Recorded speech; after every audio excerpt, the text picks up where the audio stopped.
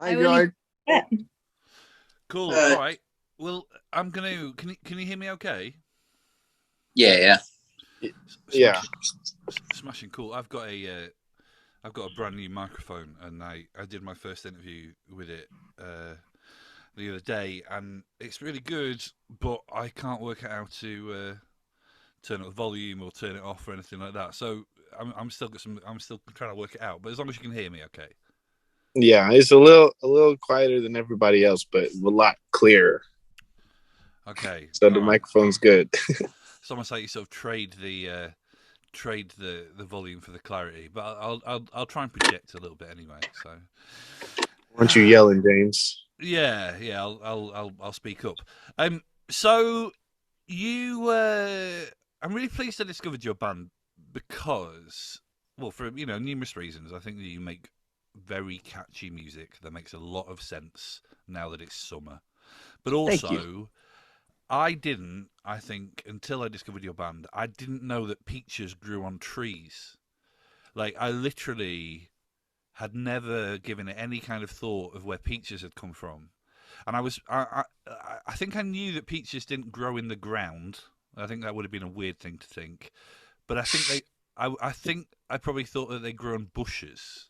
So the fact that they grow on trees, I think your band is not only catchy, but it's educational. Thank you. we, when we started when we came up with the name, that was the number one.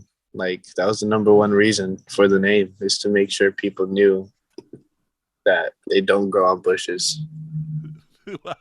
Mission accomplished. I don't, I'm not. Whenever I speak to bands, I used to do like fanzines and stuff. You won't know what fanzines are because you're too young. But like when I used to kind of make my own little magazines years and years and years ago, I sort of quite quickly got out of the habit of asking groups about where their band name had come from because it's sort of boring. But I think in your case, I'm going to break my rule. I think I would quite like to know, like, why Tree Rascals? Oh, Georgie. Why Tree Rascals, buddy? So, Tree Rascals is chosen because the way that the economy is currently, it made me really feel that peaches in general are an undervalued source of protein. And initially, it was Peachtree Village because I was thinking about Naruto and the Hidden Leaf Village, but I decided to call it peach trees because I like peaches, even though I'm allergic to them. Sadly, I can't eat peaches like raw. I'm allergic to peach fuzz, which is kind of sad. Yeah, it was Peachtree Village initially, and I came up with the name probably like we were camping together like a week before our first song was gonna come out, and no one liked the village part, so Isaac said Rascals, and then it just clicked and it worked. At first, we weren't too attached to the name, but as over time, we've grown more and more attached to it, and we feel a lot more connected to it. We just have grown to love it and just become Rascals. We already were Rascals. The Peachtree Rascals, not just. I mean, I think one thing I think about it. Actually, before we descend into chaos, because I've got a feeling that this is going to get a little bit chaotic. So I've got four of you here, right? yes.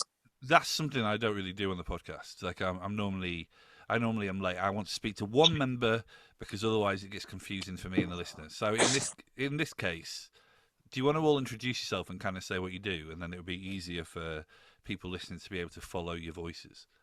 All right. So I'm Dominic. I'm the producer. What's up? I'm George. I'm the creative director.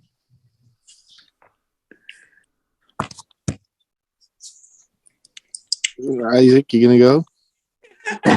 No, you got George. Having a stare out.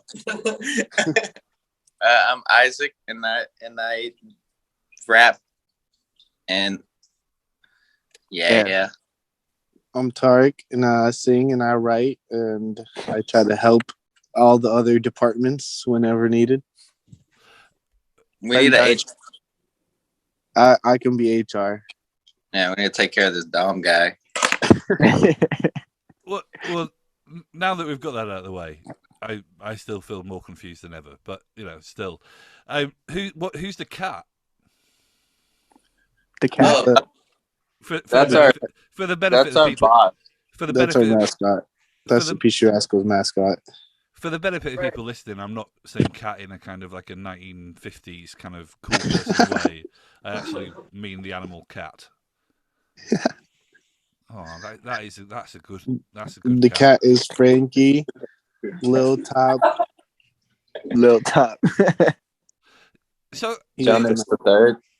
I guess the other thing I will say on the name Peachtree Rascals is I think it's a good name, and I think you're a good band, but it does kind of make you sound like the sort of street gang that I think I could beat in a fight. Do you know what I mean? Like it's kind of sounds a little bit street. Yeah, homie. You know what I mean? Kind of like if there was kind of like Bloods, Crips, and the Peachtree Rascals. My money is going on the Peachtree Rascals. Thanks. We're a gang that solves all our disputes with hugs and sunshine. No, well, this it's good for the vibes, less so the body count. Okay, right. So the other thing I want to know, I'm realizing a lot of these questions are quite visual based, but just I'll persevere. You've got quite a lot of. Basically, Isaac, it looks a little bit like you've been drawing on the wall behind you. Have you been drawing on the wall? They have been drawing on the wall. I probably have like 10 to 15 on here, but there's thousands everywhere. And George, this guy does a lot of the drawing. And then usually whenever someone visits the house, we just tell them to draw something on the wall. So where are you right now? Studio City. I'm at our home base where everybody. For those who don't know, Studio City is Los Angeles, California. No. It is giving me some. It's giving me some quite bad memories, actually. I've got to say, it's just dooming me out a bit because when I was a kid, I remember my mum took me to see. My mum went to see one of her friends, and they had some kids, and I'm sure I got in trouble for. They said that I drew on the wall, but it wasn't me. It was like the other kid, but it was like a thing. So it's bringing back some bad memories. Looking at. Hey, that's why we do it, is to erase those bad memories and replace them with bad drawing. With bad drawings. Well, no, it's my problem, not your problem. All right, should we talk a bit about music? I don't really want to talk about music. What I do want to talk about is your shed. I'm all about a band that comes out of a shed, and on your press release it talks about the shed being kind of core to your formation. Does the shed still exist? Yes, I'm actually at the house where the shed was built. The first shed. We have two sheds now, and we built a new one in our LA house just to rekindle the love. Yeah, shed. They saying we done came up. Got two sheds. Yeah, the new one's a 10 by 12. The old one is 10 by 10. And the Right. old one had an upright piano and Dom's fat ugly desk, and it took up most of the space. And with 6 motherfuckers in there, with 6 guys in there at once in the cold winter, the hot summer, it gets hot and sweaty in there. Right, yeah. Let me try and wrangle a bit of sense about the shed. So obviously, you're a 2 shed band, right? Which is like where you find yourself in your career right now. A 2 shed band. Who built the first shed, and why is the shed important? So my dad actually built the first shed. Me and Isaac kind of helped like a little bit, but mainly my dad built it. But us 3 paid for the shed, and then they paid for an aluminum shed at first, and then their dad just called them out on being a bunch of idiots. yeah, I forgot. I left that part out. And then the dad was like, you guys can't handle this on your own. So he returned the aluminum shed and put his skills to work on the wooden shed. Dad was probably slightly disappointed. Like, Jesus Christ, you guys are no men.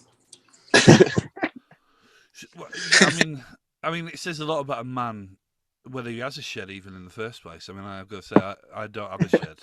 It's something I aspire to, maybe one day. But in terms of the other shed, is it a replica of the first shed, or is it just another shed? It's not. It's actually a lot nicer. It's got, yellow paint on it. It kind of looks more like a little house. The first one looked more like a shed, but this new shed is 2 feet wider. It kind of got a shape of like a little house, and the roof is like taller. Yeah. Definitely a small upgrade. If you continue on the trajectory that you're on and continue to grow as a band, will you keep the shed or will you upgrade the shed? If we continue, we're gonna have. It's just gonna end up being a house at that point, but it'll be a shed. We'll have the shed for emotional support. I mean, if you have a shed and you keep adding other sheds to it, eventually it just becomes like well, you have to make a decision at that point if it's a house at that point or if it's just a bigger shed. We'll if as long as it's in the backyard of the whatever house resident we're at, then we're gonna consider it a shed, even if it's bigger than the house. Right. No, it's good to clear that up. Yeah. Isaac, you are wearing your band's merchandise, which is something that I don't see a lot of bands do. I sort of associate with professional wrestlers who want to sell their merchandise. Do you own clothes that aren't your band's merchandise? Yes, I do, but I like to wear the band merch a lot because it's free and because it's awesome. I mean, and it's good. Is it free though? Like, do you not have to if you take it, do you not have to put money into the piggy bank to say that? I mean, if you account for the profits from the sales we do make, technically these are on the house, and there's no profit necessarily lost. So I just like to wear as much as I can because it's free. Yeah, and like before we roll out any merch, we like to get as many samples as possible for everybody to wear, because we don't like to just post pictures of stock images for whenever we release merch. We like to have pictures of us in the merch so people actually want it. Something I do really like your band, the more that I've investigated what you've done to date and how you operate, is that it does feel like it just feels really DIY, and I think that sometimes DIY can be almost like a byword for sort of. It can almost be a bit of a byword when it's not done well for kind of doing things in quite an amateur way, but it does feel like you've got a whole system set up. Yeah, I mean, I feel like whereas, especially in the beginning, before our biggest song Mariposa started to have the success it did, and that's kind of that song is a story behind how we gained more of a team and more resources and are able to collaborate with other people to help our ideas come to life. But for 5 years of us just being by ourselves with no connection and no experience in an industry, we just everything we did was self-taught. George's first music video was our music video, and our first songs were all Dom's first productions, and it's just as much as we wanted to, back in them days, we would finish a song or be working on or thinking of music video ideas or merch ideas. We would have these massive ideas and that require a big budget and stuff, but we'd realize very fast that we have $0 and zero experience and zero connections. So we'd end up just doing the best with whatever we had, which was a camera and some stock sounds. Like all our original songs are all stock sounds from Logic, and so it's just like just literally doing the best with what we caught with what we had. And Yeah, even like songs like up until like Mariposa, we were still using stock sounds. Like we literally the piano I recorded at the school called Dianza. They had like schools. When Dom stole one of the piano room keys just so he could have access at his own time to the rooms, and then we would just record straight out the room. Fun fact, Kansas is the same school where Steve Jobs used to give his Apple presentations. Yeah. There must be something in the air. Isaac, it sounds a little bit like I'm picking on you, but I would like to acknowledge for the listeners that you did just take out your bong. Yeah. I forgot this was UK. No, well, you know, it's fine. It's a very liberal podcast, but I would just like it to let it be known that you might have your bong out, but I am drinking a nice cup of tea because that's the sort of genteel, law-abiding British person that I am. I got my coffee, my instant coffee, and I just took a hit out of the bong, and it feels like my morning has begun. Nice. In terms of the new EP, then, like it was such a kind of a steep trajectory. Did it take you by surprise with like your hit? And is there have you got pressure amongst yourselves to like try and follow that, or are you kind of, I don't know, is that not how you think as an outfit? It's an unhealthy way to think, but there's definitely times where that creeps into our heads, and then you think about all the time, because when it first started popping off, everyone's happy, everyone's okay, everyone doesn't care what you're doing on a day-to-day basis, and then as things continue, you realize we probably could have stepped on the gas a little harder, or we probably could have did this, and that time, that a little amount of time, it's not like we were out here wasting years and shit, but that little amount of time, when I think about it now, I'm like, could have got a little step forward. But now the pressure that we feel is mostly external on when it comes to getting that hit done.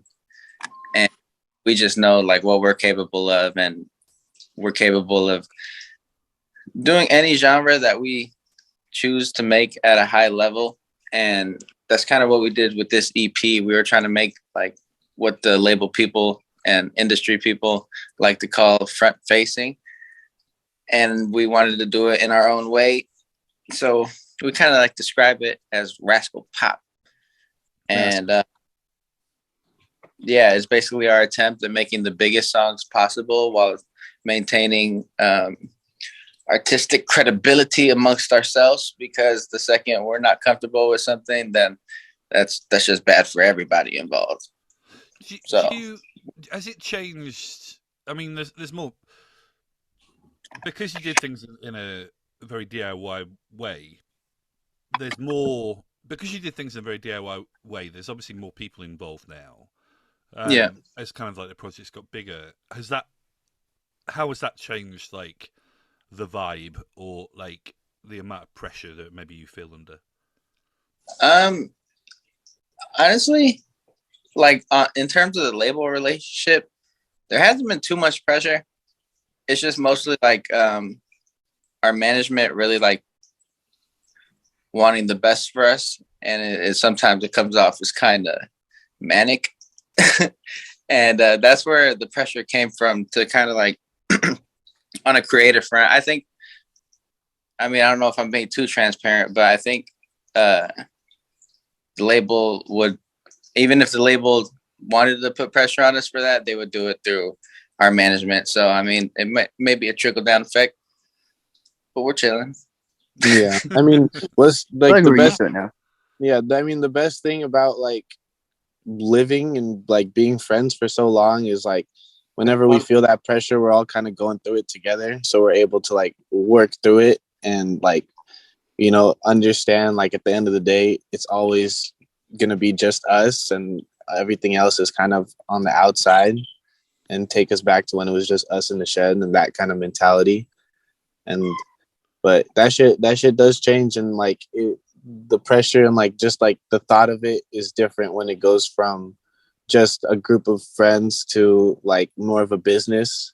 And like we were always since the beginning wanting to make the biggest songs, the best songs possible, but we would do it like, you know, it would just be us determining what it was. But after Mariposa, like, and having like a label management, business management, all that stuff, that's when like the statistics and the numbers kind of define it more than the sound, and we focus more on the sound and the creative rather than numbers. Keep it real, keep it shed. I keep thinking if I was there, what I would draw on your wall. And I do draw a little bit, but Your headphones. there sort of feels Just like big this. on the wall. Is that some kind of octopus thing? Yes, it's a giant octopus made by George. Yeah, all the good drawings are George. I mean, you do own like a television, right? It's not like sometimes when people come around, you do. Oh, okay, it's quite good. It's quite a big television as well. Oh yeah, no, it's the biggest TV I've ever had. Baller, man, baller. Listen, this is gonna be stupidly chaotic to edit this podcast. So I'm gonna love you and leave you, but I feel like I've learned a lot, and more than just that peaches don't grow in bushes. And I think the new EP is fantastic, and I'm very excited to see where it all goes next. Thank you so much. Appreciate you. Very well said. You are a very eloquent man. Thanks, man. All right, take care of yourself. See you, man. Bye.